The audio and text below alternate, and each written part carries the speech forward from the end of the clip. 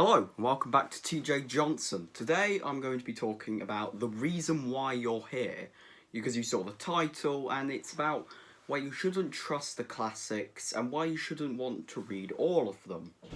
You see, you don't want to compare yourself to the classics, because the classics were written a long time ago when you were younger. You said, I want to be a writer, and then your father would have put you in boarding school and you would have studied writing for the majority of your life. Nowadays, we have to study loads of different subjects to get to where we need to be. And then at like college and university, you can choose what you want to do for the majority of your life.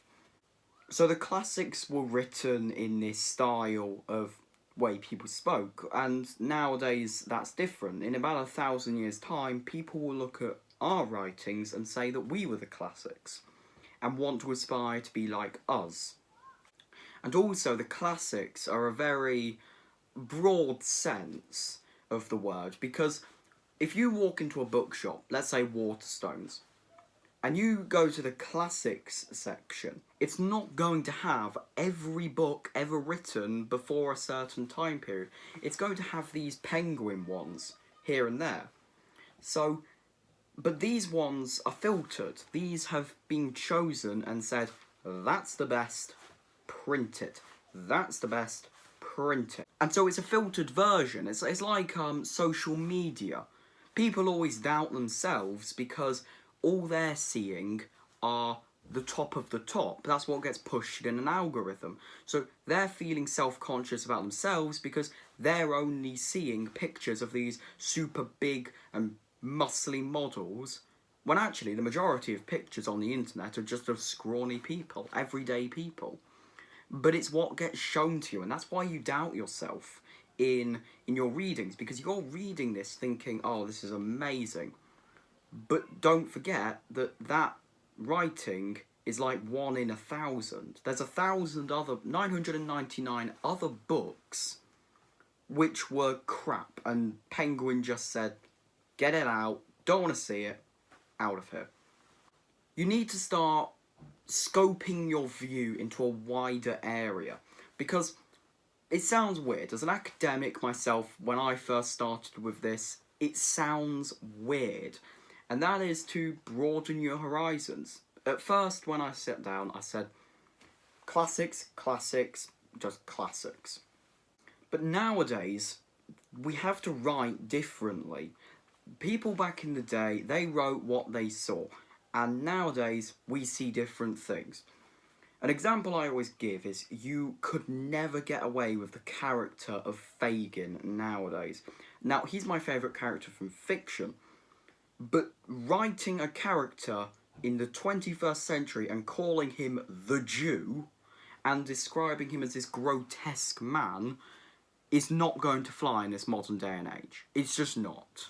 By reading modern literature, and by that I do mean modern-ish, like the 20th century, I have some of the Penguin modern classics up here. Reading some of them will give you a broader scope of what modern or classic actually is. There is certain books which I do say do not read because they are just crap, and people nowadays write a lot. People nowadays write primarily for money, which I don't agree with. I call those books profit books. Like The Tattooist of Auschwitz. Now that's a bit of a broad topic and people go away from it. But the first book was written and it was an instant hit. The other two are what I call profit books. They were written because the other one was amazing. And those are the types of books I would shy away from. Carl Sagan stated that it's not how much you read, but what to read. Because if I were to read a book a year from when I was 5 to 90, I'd read 2,000 books. And that is a small amount of the total books that have ever been written. So you can't read them all. It's impossible. So instead of figuring out how you can read loads and loads of books, find the one and then say, that is the book, that is the best one, I'm reading that, and then finding another good book and reading that. But also, and I contradict myself there, because I stated that you need to find not good books every now and again to read, to bring yourself back to reality, and to know that you aren't the only writer who is mediocre, or as you think mediocre. A lot of times people think that they are a mediocre writer when actually they're really good. Also, opening your ideas of variety will better your learning and vocabulary, because nowadays there are different words that are used in books, also continental books. And this is something I don't think gets spoken about a lot. A couple years ago, got really into Russian literature, and I still am.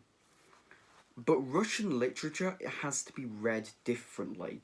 And the type of vocabulary that they use, like a briska or a mushik, these words are slang native to Russia, or 1800s Russia. Stuff like mushik isn't used nowadays, nor is briska, because that just means like a horse and carriage. And I very much doubt that most people in Russia still use a horse and carriage. Some places do. But these words will get your learning, and it's amazing, because I always state that as intellectuals, you have to learn. Whether you like it or not, if you classify yourself as an intellectual, you must learn. You can't just sit down and say, like Einstein says E equals mc squared, and call yourself an intellectual. No. An intellectual is always looking for new variations on life and new scopes of life. And in the classics, these words from different continentals are amazing, okay? These loads of words which are used from here, there and everywhere, and especially French literature. French literature speaks a lot in geography, so like the Algiers, or in Mont Blanc, or Montmartre, or anywhere in France. A lot of places is geography. In Russian literature, it's slang. But these things will come together. And by using these words, especially foreign words, it will make your writing amazing. So I hope this will be of some use to you, and probably shed some light on how to read classics and what not to read, and also read from a broader scope of things. And so, until next time, God is dead, the world is illusion. Buy gold, bye.